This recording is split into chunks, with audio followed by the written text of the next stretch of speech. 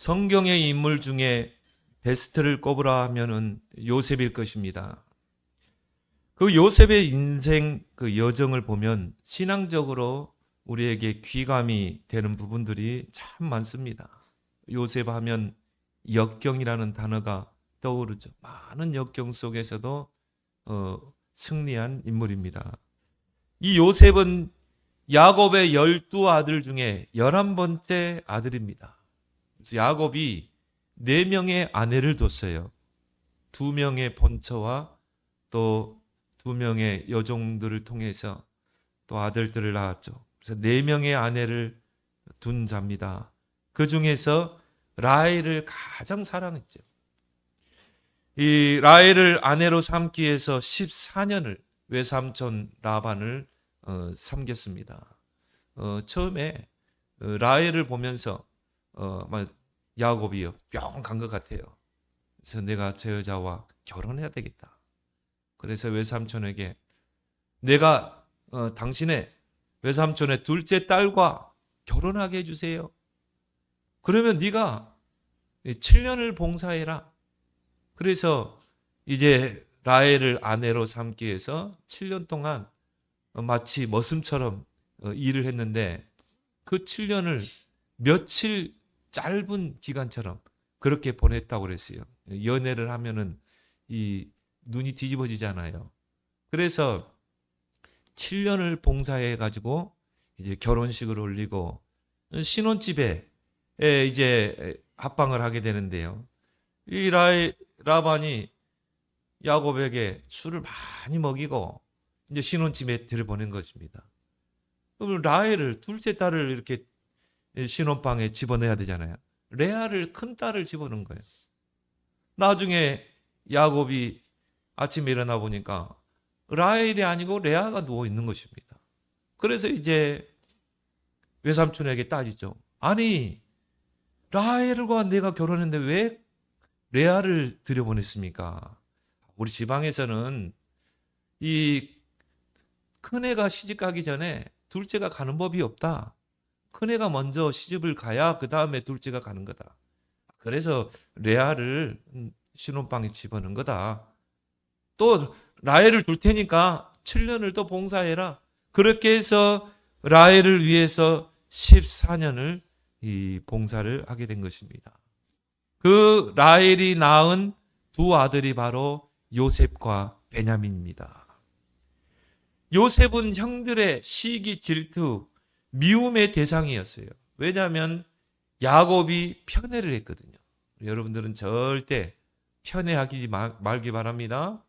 야곱이 요셉을 더 이렇게 챙기고 사랑을 한 것 같아요. 왜냐하면 어릴 때 엄마를 떠나보냈기 때문에 창세기 37장 3절에 요셉은 노년에 얻은 아들이므로 이스라엘이 여러 아들들보다 그를 더 사랑하므로 그를 위하여 채색옷을 지었더니 요셉에게 한마디로 이 채색옷 이런 옷을 입히고 좀 편애를 한 것 같아. 그리고 형들이 배다른 형들의 그런 시기, 질투, 미움의 대상이 될 수밖에 없었겠죠.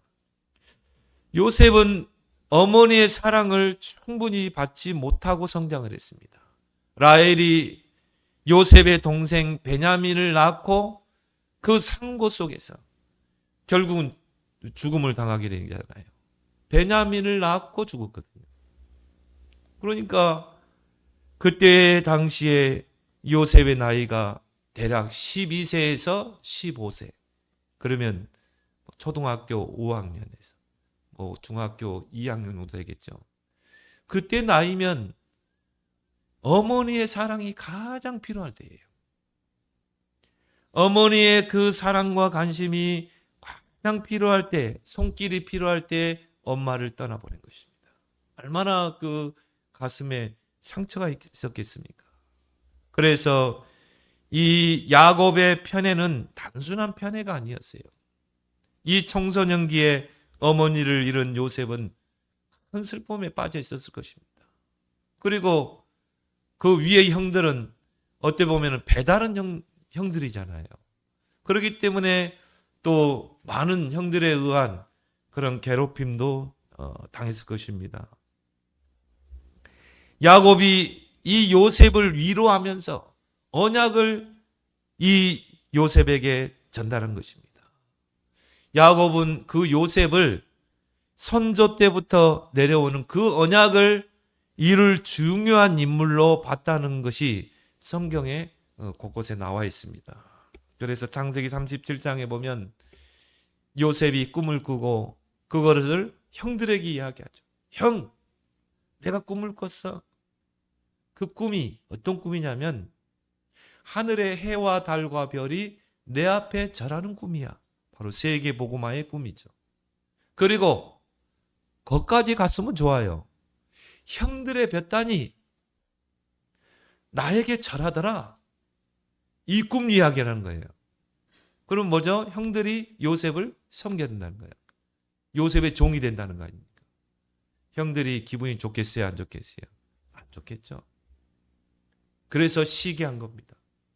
그럼 네가 지금 맏형이 된다는 거냐? 내가 너의 종이 되어야 된다는 거냐? 미워하고 시기한 것입니다.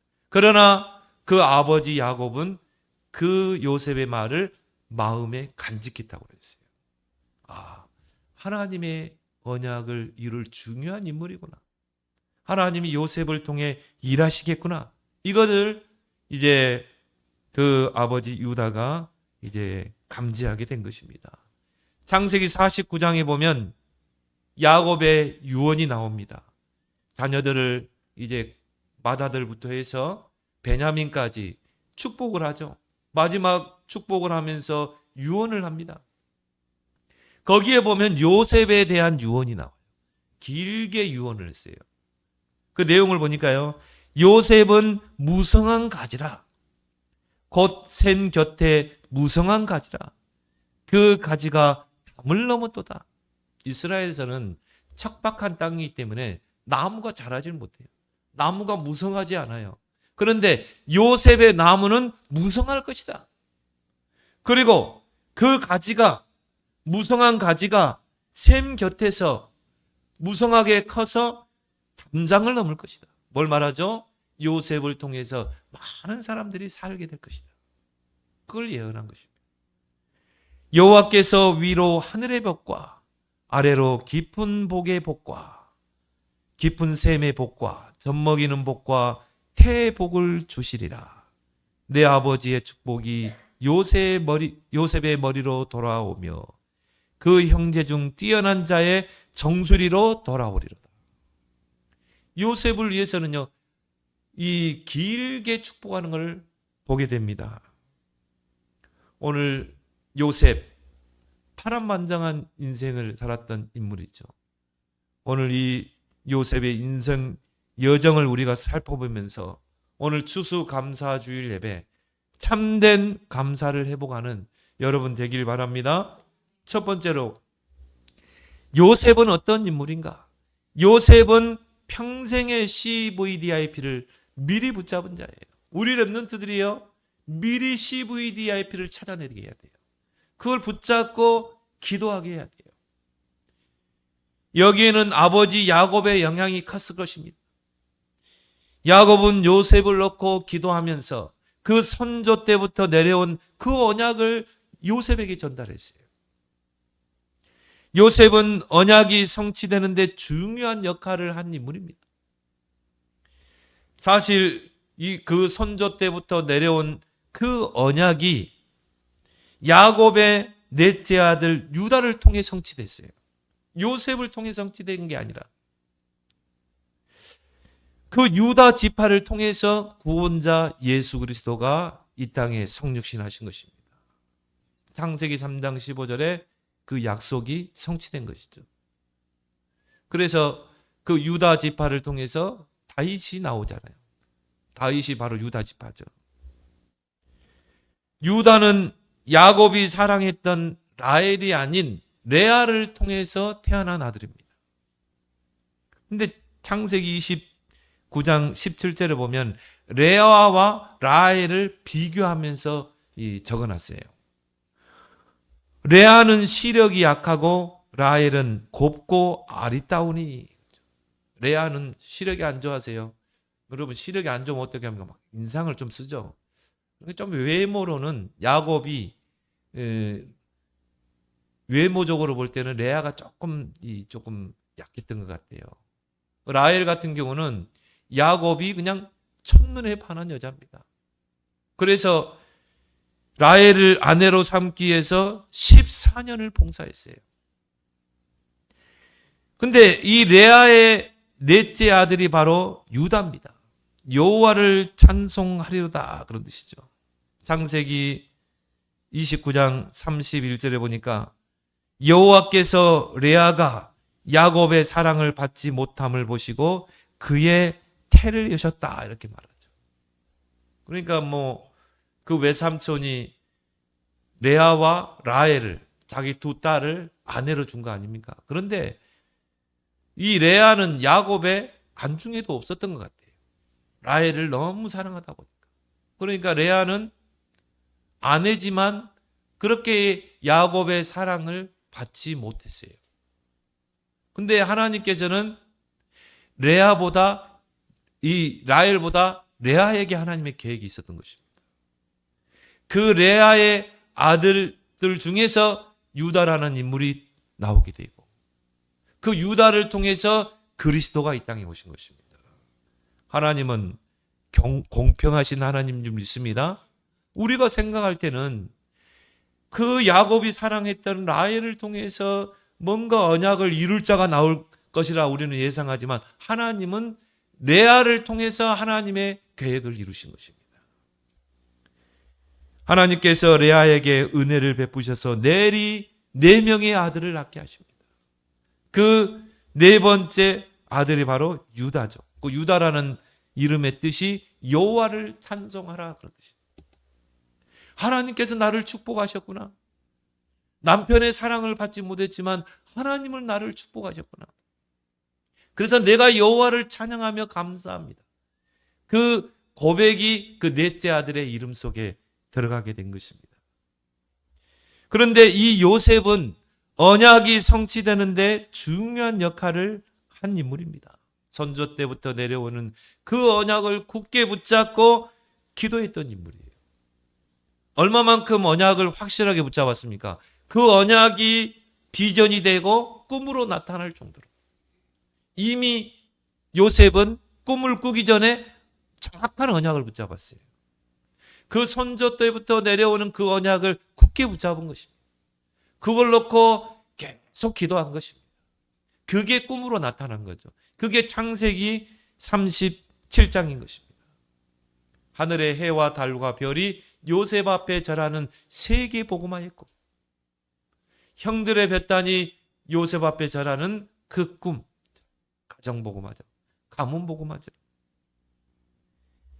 요셉은 평생의 CVDIP를 미리 찾아냈기 때문에 어떤 환경에서도 흔들리지 않았어요. 어떤 환경도 다 뛰어넘었어요. 초월했어요. 여러분이 확실한 언약을 붙잡으면요, 다 뛰어넘게 됩니다. 여러분이 한 1,000억 있다고 생각해봐요. 1,000억 있다고 하면요, 잠깐 그 문제 안 됩니다. 내가 조금 손해봤다. 그냥 이해해버립니다. 1,000억이 있는데 여러분이 정확한 하나님의 언약을, 하나님이 주신 언약을 붙잡았다. 내 주변의 환경, 문제 아무 문제되지 않습니다. 다 뛰어넘게 돼요. 초월하게 돼요. 왜? 큰 걸 가졌기 때문에. 요셉은 어릴 때 CVDIP를 미리 붙잡은 자예요. 조금도 흔들리지 않았어요. 오히려 그런 문제를, 역경들을 응답과 축복으로 바꾼 인물인 것입니다. 그리고 모든 사람을 살리는 자가 됐죠. 형들은 언약이 없어요. 그러니까 뭡니까? 죽이려고 했죠. 어떻게 하면 저 요셉을 죽일까? 늘 시기하고, 늘 질투하고, 미워하고, 서러운 인생. 여러분요, 언약 붙잡은 언약 백성 아닙니까? 맞습니까? 뛰어넘어야 돼요. 서로는 매이면 안 돼요.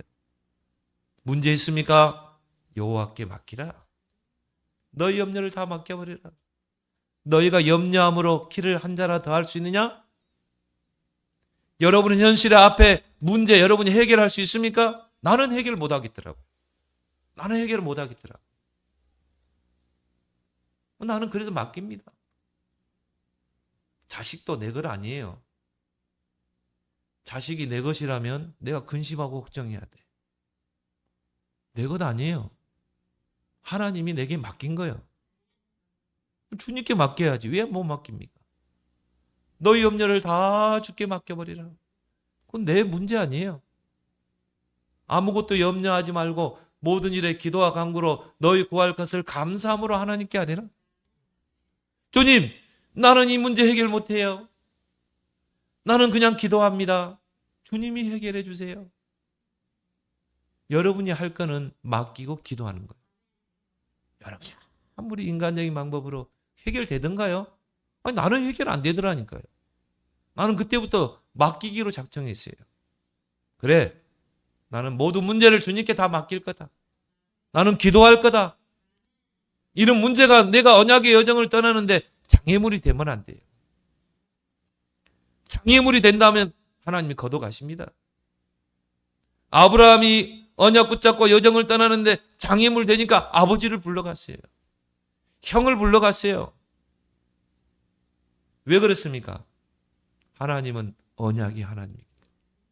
언약을 먼저 주시고 그 언약을 붙잡은 자를 통해 일하시고 그 언약을 성취하시는 분. 요셉은 확실한 CVDI를 붙잡았기 때문에 모든 문제를 다 뛰어넘었어요. 초월해버렸어요. 왜? 언약이 너무나 크고 확실하기 때문에. 여러분이 그런 자가 되길 바랍니다. 요엘서 2장 28절에 말세에 내가 내 영을 만민에게 부어주리니 너희 자녀들은 장래일을 볼 것이요 꿈을 꿀 것이요 이상을 볼 것이다. CVDIP를 붙잡고 렘넌트의 여정을 떠날 것이다. 우리 자녀들이 요셉처럼 평생의 CVDIP를 찾아내고 그거를 기도로 누리며 각인시키도록 해야 돼요. 그게 RUTC 운동입니다. 그게 금토일 시대예요. 그게 삼뜰 시대입니다. 왜 우리가 삼뜰 있는 언약성전을 지어야 됩니까? 정말 우리 아이들이요 CVDIP를 찾아내도록. 왜 우리가 금토일 시대를 열어야 됩니까? 우리 자녀들에게 평생의 언약이 딱 붙잡아지도록. 그게 금토일 시대예요. 우리 자녀들이 언약의 흐름, 기도의 흐름 속에서 선명한 CVDIP를 찾아내면 끝나는 것입니다. 근데 요셉, 다윗은요 미리 찾아냈다니까요. 다윗은 뭡니까? 성전 건축. 이걸 딱 붙잡았죠. 나는 이 다윗궁에서 있는데 하나님의 언약궤는 바람 맞는 곳에 방치되어 있구나. 그 누구도 관심이 없었어요. 제사장들도 관심이 없었어요. 다윗의 마음속에요. 내가 저 언약궤를 둘 성전을 지을 것이다. 이게 딱 꽂힌 겁니다. 그러니까 하나님 볼 때는요. 내 종 다윗을 보니 내 마음에 쏙 드는 자라. 여러분이 정확한 언약을 붙잡으면 하나님 마음에 쏙 드는 자가 되는 거예요. 하나님의 마음에 쏙 들면요. 하나님이요. 모든 것을 다 붓습니다. 돈이 필요하면 돈도, 사람이 필요하면 사람도. 하나님이 다윗을 위해서 모든 걸 다 몰아넣었어요. 그래서 성전 지을 모든 준비를 하잖아요. 왜? 하나님 마음에 너무 드는 거예요. 여러분이 바로 그런 하나님 마음에 쏙 드는 자가 되길 바랍니다. 사무엘도요. 어머니가 붙잡은 언약이 사무엘에게 전달됐죠. 너는 나실인이야. 이 시대에 나실인이 없어. 이 시대에 정말 언약을 붙잡고 하나님을 잘 섬기고 이 나라를 다스릴 지도자가 없어. 너는 하나님의 나실인이 돼야 돼. 이걸요 각인시킨 거예요. 그리고 아예 성전에 맡겨버렸죠. 이게 사무엘은요 나실이라는 그 언약을 붙잡고 평생을 기도하며 여정을 떠난 인물 합니다. 그 사무엘이 이스라엘 사사가 돼서 미스바 운동을 일으키잖아요. 이스라엘을 살리잖아요. 다니엘은요, 작심을 하고 기도하잖아요. 뜻을 정했다고 그랬죠. 야, 이스라엘이 왜 포로가 됐는가? 왜 성전은 무너졌는가? 아, 우리가 언약을 놓쳐서. 그러면 우리가 이 포로에서 귀환하는 거, 다시 고국으로 돌아가서 성전을 짓는 거, 이게 바로 하나님 뜻이 아닌가? 이걸 평생의 언약으로 붙잡았어요. 조서의 여인 지킨 걸 알고도요, 다니엘은 흔들리지 않았습니다. 확실한 언약을 붙잡았기 때문에 예루살렘을 향해서 창문을 열어놓고 하루에 3번 무릎을 꿇고 간절히 기도했어요. 왜? 확실한 언약이 붙잡으니까. 그렇게 해서 그 총리들의 모함에 의해서 사자굴 속에 들어갔죠. 언약이 확실한 사람은요, 하나님이 절대 망하게 하지 않습니다. 굶주린 사자의 입을 닫아버린 거죠.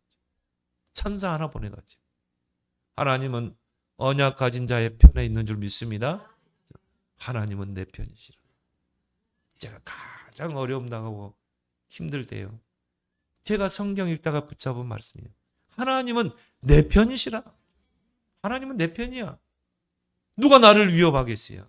누가 나를 무너뜨리겠어요? 하나님이 내 편이신데, 하나님이 나와 함께 하시는데, 나는 성경 한 구절이 그만큼 나를 위로하고 힘주는 걸 처음 봤어요. 하나님 말씀이 나를 위로하고, 하나님 말씀이 나를 세우는구나. 하나님 말씀이 나를 정말 강하게 하는구나. 하나님은 내 편이래. 하나님을 이길 자가 있어요? 없어요. 그 하나님이 내 편인데 누가 나를 무너뜨릴 수 있습니까? 절대 무너지지 않습니다. 이런 신앙이 되길 바랍니다. 우리가 12월 둘째 주는요, 강북 RUTC 주일입니다. 의미를 알아야 돼요. 왜 강북에 RUTC가 세워져야 됩니까? 우리 렘넌트 서밋을 키워야 되기 때문에, 거기서 인턴십을 해야 되기 때문에. 어제 토요 핵심 때요, 카이스트 교수들이 쫙 나왔더라고요. 멋있더라고요. 야, 저 사람들이 앞으로 언약 붙잡고 미래를 이끌 주역들인데, 우리 렘넌트들이 저 자리에 서야 되는데, 보니까 뭐 다양해요. 한 분은 천문, 한 분은 미사일 분야, 한 분은 AI 분야. 야, 멋있다. 그들이 렘넌트 때부터 언약 붙잡고 커온 분들도 아니에요. 저기에 우리 렘넌트들이 서야 된다. 이 강북의 RUTC가 얼마나 소중합니까? 이런 렘넌트 한 명 키우면요, 시대가 바뀌어요. 다윗과 같은 요셉 같은 인물 키우면 시대가 바뀝니다. 다니엘 같은 인물을 세워놓으면 출 바벨론의 역사가 일어납니다. 이게 강북 RUTC. 마음을 담길 바랍니다. 우리의 기도를 담아야 돼. 여기에 부모의 역할이 중요합니다. 창세기 37장 11절에 그의 형들은 시기하되 그의 아버지는 그 말을 간직해 두었더라. 꿈 이야기할 때 형들은 시기하고 요셉을 미워하고 죽이려고 하는 마음까지. 근데 그 아버지는 어떻게 해요? 요셉의 말을 마음에 담았다. 그걸 놓고 기도했겠죠. 부모의 역할입니다. 어떤 경우에도 낙심하면 안 돼요. 어쩔 때는 보면 렘넌트 같은데 어쩔 때 보면 렘넌트 아닌 것 같아. 왜 저렇게 말썽을 부리고, 왜 곁길로만 가고, 왜 세상에 기웃기웃하는가? 왜 창세기 3장, 6장, 11장에 발 담그려고 하는가? 어쩔 때는 낙심하기도 하고요. 어쩔 때는 실망이 되기도 하고. 저도 마찬가지예요. 그래도 다른 사람은 낙심해도 엄마 아빠는 낙심하면 안 돼요. 부모는 우리 렘넌트들, 우리 자녀의 조력자가 돼야 돼요. 멘토가 돼야 돼요. 때로는 상담가가 돼야 돼요. 때로는 응원군이 돼야 돼요.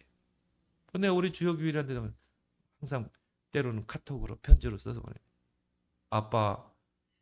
아빠는 너의 영원한 응원군이 될게. 너를 응원해. 힘들어도 너는 렘넌트야. 아빠는 너의 조력자가 될 거야. 그거 얼마나 힘이 됩니까?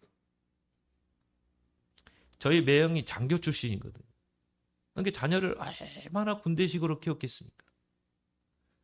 그래서 이 큰아들이요, 어릴 때부터 완전히 아버지의 그 군대식 스파르타 교육으로 큰 거예요. 공부를 잘해가지고 서울대 합격에 있어요. 그런데 그때 당시에 조선업이 이제 우리나라에 이제 뭐 발달할 때죠. 그러니까 우리 매형이 해양대학교를 보낸 거예요. 앞으로 조선업이 이 각광을 받는다. 미래 먹거리는 바로 조선이다. 조선업이다. 해양대학교 보냈어요. 그런데 학교에 들어가고 나니까 완전히 우리나라 조선업이 막 무너져 버렸잖아요. 그러니까 그렇게 아버지 앞에서 그냥 아버지를 두려움의 대상으로 그렇게 아버지 지시한 대로 컸던 아들이 아버지에게 반항한 거죠. 아버지. 왜 아버지는 아버지의 마음대로 나를 키우냐고. 아버지에게 대항하더래요. 그때 우리 매형이 잘한 거예요. 아들과 함께 등산을 간 겁니다. 등산을 힘들게 간 거예요. 때로는 끌어주고 산 정상에 딱 앉아가지고요. 아빠의 인생 스토리를 이야기합니다. 아빠는 집이 가난해가지고 대학도 ROTC 학사로 들어갔어. 그렇게 해서 군대 생활하면서 동생들을 다 키웠어요. 대학까지 등록금까지. 동생 3명을 다 키운 거예요.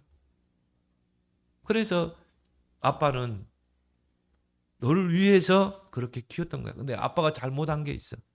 네 인생은 네가 개척해 나가야 되는데 아빠가 너를 통해 대리 만족을 얻으려고 했던 것 같아. 그 한마디예요. 이 아이가요. 거기서 아빠에 대해서 감사한 거죠. 무릎을 꿇고 아빠 고마워요. 감사해요. 여러분이 자녀들에게 던지는 그 한마디가 우리 자녀를 이렇게 세웁니다. 지금요. 박사학위 준비하고 있습니다. 얼마나 열심히 공부했는지. 그래 거기 나와가지고는 대학원을 다른 대학원으로 과를 선택해가지고 박사학위 준비하고 있어요. 여러분이 던지는 그 한마디가 우리 자녀에게는 큰 힘이 됩니다. 때로는요 우리 마음에 안 들 때 많죠. 때로는요 막 실망할 때가 많죠. 그래도 우리 부모는 실망하면 안 돼요. 우리가 요게벳과 같은 한나와 같은 역할을 해야 돼요. 바로 야곱과 같은 역할을 하는 여러분 되길 바랍니다. 그래서 우리 아이들이요 미래 CVDIP를 탁 찾아내고 렘넌트의 여정을 떠날 수 있도록 여러분이 조력자가 되길 바랍니다. 응원군이 되길 바랍니다. 두 번째로 요셉은 어려움을 형통으로 바꾸는 비밀을 가진 자입니다. 요셉은 큰 상처를 가지고 자란 인물이에요. 12살, 15살 때 어머니와 이별했다니까요. 그래서 저희 노예 어떤 목사님은요. 항상 그런 말을 많이 해요. 어머니는 고향이다. 나는 고향을 잃어버렸어. 이게 어릴 때 엄마를 이별한 것입니다. 나는 고향을 잃어버렸어. 어머니에게 잘하래요. 또 어머니에게 잘해야 돼. 그 어릴 때 엄마와 이별했는데 얼마나 상처가 있겠어요. 그죠? 요셉이 바로 그런 인물인 것이죠. 어머니의 손길이 가장 필요한 나이에 엄마와 이별한 것입니다. 이건요 가슴에 상처로 남게 돼 있습니다. 상처로 남게 돼요. 엄마가 부재하다 큰 상처로 남습니다. 아버지는요 그런 상처로 뭐 상처 있겠지만 아버지의 존재는 그렇게 크지 않아요. 아이가 성장하는데 엄마는 뱃속에 10달 담고 낳았고 젖먹이 키운 아들 자녀 아닙니까? 근데 그 어머니가 내 곁에 없다.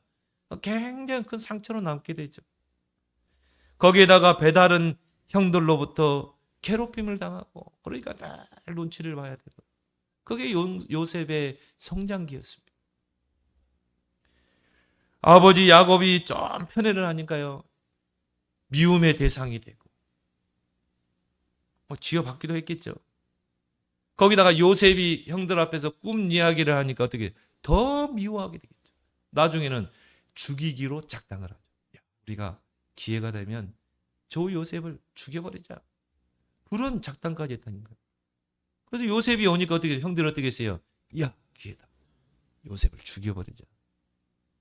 그러나 형들이 그 깊은 구덩이에 빠뜨려 버리잖아요.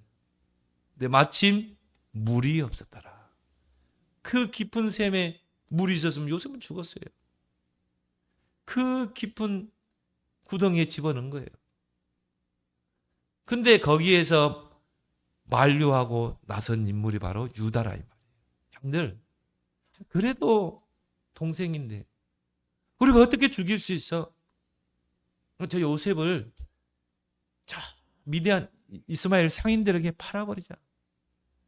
그리고 어린 양 피 묻혀서 요셉의 옷 묻혀서 아버지께 들고 가자. 그래서 짐승이 잡아먹었다고 이렇게 하자. 그리고 어떻게 살렸던 인물이 유다예요. 그래서 하나님 유다를 축복하신 것 같아요. 하여튼 이런 큰 상처 속에 이 요셉은 가간 것입니다. 그러나 요셉은 그 상처에 빠져들지 않았어요. 오히려 그 모든 상처를 축복의 발판으로 삼은 것입니다. 그걸 상처 그대로 가지고 있으면요, 사탄의 통로가 됩니다. 에베소서 4장 27절에 분을 내어도 해를 넘기지 말고 마귀로 하여금 틈을 타지 못하게. 우리 안에 상처가 있으면 어떻게 됩니까? 거기에 사탄이 들어오는 것입니다. 저희 어릴 때 시골에 그 초가집이에요. 그러면 그 문에 문풍지 바르잖아요. 근데 그때는 겨울이 그렇게 추웠던 것 같아요. 그 문풍지에 구멍이 뚫리면요, 막 바람이 얼마나 들어오는지 밤에 잠을 못 자. 한 방에 그냥 큰 이불 거기서 엄마 아빠 뭐 다 4명 5명 큰 이불 속에 다 들어가 자잖아요. 그러면 그 문풍지에 구멍이 뚫리면요, 얼마나 추운지 몰라. 아버지가요, 그 종이에다가 풀 발라가지고 그 문풍지 다 바르면요, 얼마나 따뜻한지 몰라. 우리 이 요셉의 가슴 속에 이 상처 구멍이 얼마나 났겠어요. 근데 요셉은 그걸 다 뛰어넘었다는 거예요. 복음의 문풍지 종이로 다 발랐어. 여러분이 복음으로 다 뛰어넘길 바랍니다. 그걸 안 하면요, 거기에 막 찬바람이 불어와. 잠을 못 자. 사단이 통로로 삼아. 요셉은 상처를 묻어두지 않았어요. 축복의 발판으로 삼은 것입니다. 과거의 상처가 메시지가 될 만큼 뛰어넘었어요. 바울은 과거의 상처를 배설물로 얘기했잖아요. 이거 배설물이야. 상처가 다른 사람 살리는 인생 스토리가 돼야 돼요. 그 인생 스토리를 요셉이 형들 앞에서 하잖아요. 여러분은 과거의 상처, 아픔, 실패, 경험, 이것이 여러분의 상처로 남지 않길 바랍니다. 이게 발판이 돼야 돼요. 이게 인생 스토리가 돼야 돼요. 그래서 바울은 중요한 인물을 만날 때 자신의 인생 스토리를 이야기하는 것입니다. 하나님이 내게 인생의 스토리를 주셨구나. 여러분이 과거 상처 있습니까? 하나님이 내게 인생의 스토리를 주셨구나. 다른 사람에게 전달할 수 있어요. 야, 내가 복음 모를 때 이런 상처 있었어. 이런 아픔이 있었어. 그러나 나는 이 복음으로 다 뛰어넘었어. 오히려 내게 축복의 발판이 됐어. 다른 사람을 살리는 메시지가 되길 바랍니다. 그래서 역경을 넘어서 성공의 자리에 선 인물들은요, 자신의 인생 스토리가 있습니다. 자서전이 있습니다. 그렇죠? 나는 이런 역경 가운데서도 무너지지 않았어. 이 성공의 자리에 설 수 있었어. 오히려 그게 나에게 발판이 되고 이게 나의 자양분이 됐어. 나를 성장시키는 자양분. 그러니까 요셉은 형통할 수밖에 없죠. 요셉은 모든 어려움들을 축복으로 바꾼 인물인 것입니다. 창세기 39장 1절 6절을 보니까 여호와께서 요셉과 함께 하시니 그가 형통한 자가 되었다. 형들이 요셉을 이스마엘 상인에게 팔아버렸어요. 이스마엘 상인들이 낙타를 타고 가다가 형들이 팔았다니까요. 돈 받고. 이스마엘 상인이 요셉을 노예로 가지고 애굽에 도착한 것입니다. 애굽의 노예 시장에다가 또 판 거예요. 근데 이제 보디바라라는 인물이 그 바로 왕의 군대 장관이라 노예 한 명 살려고 노예 시장에 나오니까 요셉이 눈에 띈 것입니다. 그것도 하나님 계획이죠. 그게 이제 왕 앞에 갈 수 있는 루트거든요. 그래서 요셉을 딱 사왔어요. 집안에 노예로 부린 것입니다. 여러분, 그때 당시에 노예는 물건입니다. 내 소유물이고 물건이요. 마음에 안 들면 또 팔아버리고 죽일 수도 있어요. 요셉이 그런 인물이라니까요. 그렇게 역경 속에 살았어요. 근데 중요한 건 뭡니까? 여호와께서 요셉과 함께 하심으로 그가 형통한 자가 되었다. 그걸 누가 봤냐? 보디발이 본 거예요. 저 요셉을 제가 노예 시장에서 사왔는데 저놈 일 잘하네. 야, 저놈 때문에 우리 집이 복을 받네. 그렇죠? 여호와께서 요셉과 함께 하니까 그가 형통한 자가 되니까 그 요셉 때문에 보디발의 집과 밭과 소유에 여호와의 축복이 많이라. 여러분 때문에 여러분 직장이 복을 받아야 돼요. 여러분 때문에. 왜 그렇습니까? 복의 근원이기 때문에. 언약 붙잡은 자는 복의 근원입니다. 이 복이 흘러 들어가게 돼 있어요. 요셉 때문에 하나님이 보디발의 집을 축복하신 것입니다. 그걸 요셉이 본 거예요. 보디발이 본 거예요. 그래서 요셉을 부릅니다. 야, 너 오늘부터 노예하지 마. 너는 오늘부터 가정총무야. 가정청지기. 내 재산을 다 네가 관리해. 저 노예들, 종들 다 네가 관리해. 가정총무가 된 거예요. 여러분, 진급하는 거 어렵지 않아요? 하나님이 함께 하시면 하나님이 저 말단에서 부장으로도 끌어올립니다. 그게 하나님인지 믿습니다. 하나님이 함께 하심을 누려야 돼요. 아무 문제 될 게 없어요. 그 보디발의 아내가요. 요셉을 보니까 젊고 그러니까 뭐 한 17세 뭐 20세 됐겠죠. 와, 보니까 이게 매력이 있단 말이야. 이 보디발 아내가 자꾸 윙크합니다. 나하고 같이 잠자리 하자고. 요셉이요. 안 된다고 부딪힌 거예요. 그러니까 요셉의 이제 옷자락을 잡고 그래 잠자리 하자. 도망가가지고 그 옷이 다 벗겨진 거예요. 그러니까 이 보디발의 아내가 괘씸하잖아요. 응? 이놈 봐라. 그래가지고 이제 누명을 씌웁니다. 저 요셉이 나를 겁탈하러 있다는 거죠. 그렇게 해서 보디발의 요셉을 감옥에 넣게 돼요. 그 감옥이 뭐냐? 바로 정치범 수용소입니다. 왕 밑에 정치하다가 잘못한 사람들 가두는. 거기에 감옥에 갇힌 거예요, 요셉이. 누명을 쓰게 되죠. 근데 변명하지 않았어요. 보디발 앞에서 변명하지 않았어요. 그대로 들어갔어요. 근데 거기 보니까 뭐라고 나옵니까? 여호와께서 요셉과 함께 하심으로 그 간수장에게 은혜를 입게 하시니라. 이게 보니까 모범수거든. 보니까요, 뭔가 다르거든. 그게 전도예요. 꼭 여러분이 말로만 전도합니까? 아니요, 삶을 통해 보여주는 것입니다. 너 가는 길을 누가 비웃거든 확실한 증거를 보여줘라. 그러니까요, 그 간수장이 요셉을 너 오늘부터 이 감옥의 사무장, 이 간수들, 죄수들 관리하는 사무장에. 근데 거기에 술 맡은 간원장, 떡 맡은 간원장이 들어오게 되죠. 잘못을 했던 것 같아요. 그것 때문에 그 술 맡은 간원장의 꿈을 해석해 준 것 때문에 나중에 바로왕 앞에 가게 되잖아요. 애굽의 총리가 되게 되죠. 문제 될 게 있어요? 언약 붙잡은 자에게는 전혀 문제되지 않습니다. 여호와께서 요셉과 함께 하시니. 창세기 39장에 함께라는 단어가 4번 나와요. 형통이라는 단어가 3번 나와요. 성경 66권에 함께라는 단어가 365번 나와요. 그 말은 뭘 말하죠? 365일 매일매일 주님은 우리와 함께 계신다. 이걸 누리면 어떻게 됩니까? 형통하게 됩니다.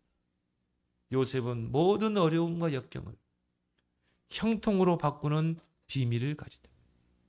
그리스도께서 십자가에서 내 인생의 모든 문제를 해결하시고 지금 우리 안에 보혜사 성령으로 영원토록 함께 하시겠다고 약속했잖아요. 하늘과 땅의 모든 권세로 너희와 세상 끝날까지 항상 함께 하겠다. 이걸 누리는 것입니다. 이걸 기도로 누리는 거예요. 그러면 어떤 문제, 어떤 어려움, 역경이 있어도 하나님은 그걸 통해 하나님의 계획을 이룰 줄이십니다. 형통이라는 단어가 불신자들이 쓰는 그런 형통이 아닙니다. 하나님이 그걸 통해 하나님의 계획을 이루신다. 노예로 가고 감옥에 갔지만 하나님이 계획을 이루시는 것입니다.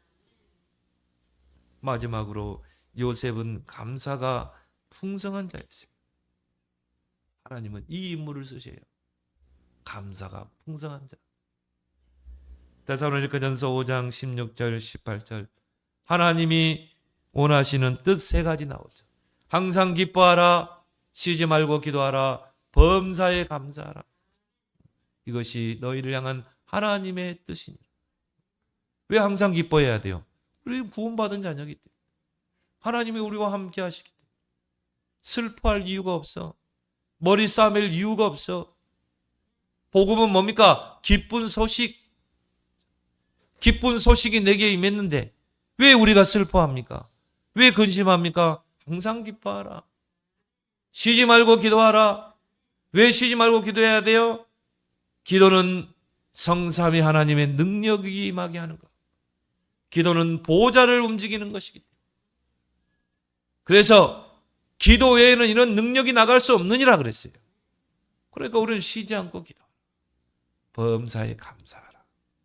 모든 것 속에 하나님의 계획이 하나님은 그걸 통해 하나님의 계획을 이루기 때문에 범사에 감사. 좋은 일이 있든지 안 좋은 일이 있든지 기쁜 일이 있든지 슬픈 일이 있든지 범사에 감사하라.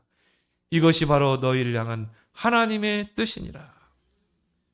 여러분, 참된 감사는 언제 회복되는 줄 압니까? 참된 감사. 그게 억지로 됩니까? 참된 감사는 역경 속에서 하나님의 은혜를 깨달을 때 하나님의 은혜구나. 이때 감사할 수 있어요. 요셉은 어린 나이에 어머니를 잃었습니다. 형들의 그 시기와 미움에 시달려야 됐어요. 그리고 죽을 고비도 넘겼어요. 노예로 팔려가고 감옥에 갔습니다. 근데요, 요셉은 그런 역경 속에서 하나님의 은혜를 깨달은 그 증거가 창세기 45장에 나오죠. 요셉이 총리가 돼가지고 형들이 왔잖아요. 처음에는 애굽에 쌀이 있다고 해서 쌀 사러 왔어요. 그런데 요셉이 자기를 알리죠. 형들, 내가 요셉이에요. 형들은 어떻게 했습니까? 거기서 막 벌벌 떤 거죠. 이제는 우리는 죽었다. 우리가 요셉을 죽이려고 했지 않냐? 우리가 요셉을 팔았지 않냐? 우리는 이제 죽었다. 벌벌 떨고 있었어요. 그때 요셉이 형들을 책망했습니까? 아니에요. 창세기 45장 5절에 당신들이 나를 팔았다고 해서 근심하지 마소서. 오히려 위로하죠. 하나님이 생명을 구원하시려고 나를 당신들보다 먼저 보냈습니다. 여러분, 문제를 보는 게 다르잖아요. 문제를 해석하는 게 다릅니다. 문제를 만났을 때 어떻게 해석하느냐가 모든 것을 좌우합니다. 요셉은 이거는 형들의 문제를 보지 않았어요. 하나님이 그 선조들로부터 주신 그 언약, 꿈을 통해 보여준 CVDIP, 이걸 이루기 위해서 나를 애굽으로 팔리게 하셨구나. 그럼 애굽을 팔려면 누가 팔아야 되잖아요. 누군가는. 그래서 형들을 통해서 애굽으로 팔게 하시고, 나는 애굽으로 노예로 팔려간 게 아니라 세계 복음을 위해서 애굽으로 한 것이다. 누구 말대로 노비자로 갔어. 노비자. 여러분, 다른 나라 가면 비자, 호주 가려면 비자 필요하잖아요. 근데 요셉은 노예로 갔기 때문에 노비자로 갔어. 얼마나 감사합니까? 그리고 바로왕 앞에 가기 위해서 감옥에 갔잖아요. 얼마나 감사합니까? 하나님의 은혜를 깨닫는 자가 참된 감사를 할 수 있어요. 참된 감사가 나와야 하나님이 쓰신다니까요. 늘 불평하고 원망하는 날 어떻게 씁니까? 이스라엘 백성이 광야 길에서 늘 불평하고 원망하는데 어떻게 가나안 정복이 돼요? 그러니까 하나님이 40년을 돌려버린 것입니다. 창세기 45장 7절 8절에 하나님이 큰 구원으로 당신들의 생명을 보존하시려고 나를 당신들보다 먼저 보내셨다. 그런즉 나를 이리로 보낸 것은 당신들이 아닙니다. 하나님이십니다. 하나님이 보낸 거예요. 근심하지 마세요. 걱정하지 마세요. 오히려 위로합니다. 오늘 본문은 뭡니까? 이제 그 아버지 야곱이 죽었어요. 장사 지낸 것입니다. 제일 근심 걱정할 인물들은 누굽니까? 형들이죠. 야, 죽었다 이제 우리가. 요셉이 아마 아버지 죽을 때까지 기다렸을 거예요. 아버지 장례 지냈는데 이제 요셉이 우리를 보복할 거다. 가만두지 않을 거다. 그래서 요셉의 형제들이 그들의 아버지가 죽었음을 보고 말하되 요셉이 혹시 우리를 미워하여 우리가 그에게 행한 모든 악을 다 갚지 않을까? 그래서 요셉에게 말하죠. 당신의 아버지가 돌아가기 전에 말했지 않냐? 형들 용서하라고. 당신 아버지의 하나님의 종들인 우리 죄를 이제 용서하소서. 우리는 이제 당신의 종입니다. 그때 이제 요셉이 너희들 죽었어 그랬습니까? 요셉이 그들에게 이르되 두려워하지 마소서. 내가 하나님을 대신하리까? 그 말은 뭐예요? 하나님이 하신 일인데 내가 어떻게 형들을 원망할 수 있느냐 이거지. 그릇이 달라요.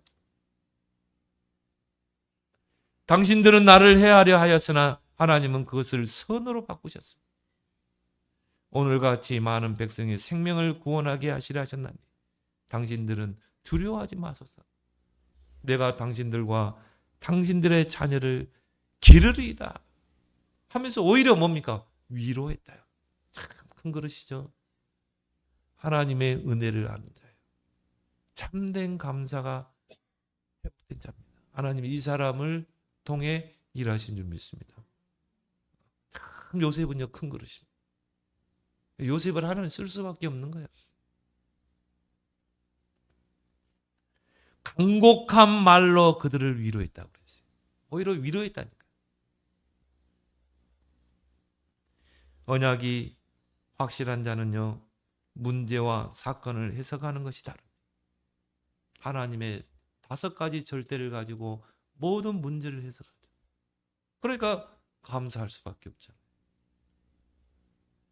하나님은 감사가 풍성한 자를 통해 일하십니다. 시편 50편 23절에 감사로 제사를 드리는 자가 하나님을 영화롭게 하나니 그 행위를 옳게 하는 자에게 나의 구원을 보이리라고 그랬어요. 여러분이 감사함으로 모든 걸 한번 해보세요. 그러면 하나님께서 여러분을 쓰시게 되어 있습니다. 하나님의 일을 보인다고 그랬거든요. 요셉처럼. 그래서 오늘 추수감사주의 절기 예배 정말 요셉의 감사를 여러분이 해보거나 하나님의 은혜를 정말 생각하면서 참된 감사를 해보가는 큰 그릇 되기를, 그래서 하나님께 쓰임 받기를 예수 그리스도 이름으로 축원합니다. 하나님 아버지 은혜를 감사합니다. 요셉의 인생 여정을 통해 우리를 교훈하신 하나님 감사합니다. 하나님 어떤 역경과 환난과 어려움 속에서도 하나님이 함께 하시는 그 형통한 축복 속으로 들어가게 하여 주옵시고 감사가 풍성한 자, 어려움 속에서도 문제 속에서도 하나님의 은혜를 깨닫는 감사가 풍성한 자가 되어 하나님의 세계복음화의 큰 그릇으로 쓰임받는 주의 백성들이 다 되게 하여 주옵소서. 예수님의 이름으로 기도드리옵나이다. 아멘.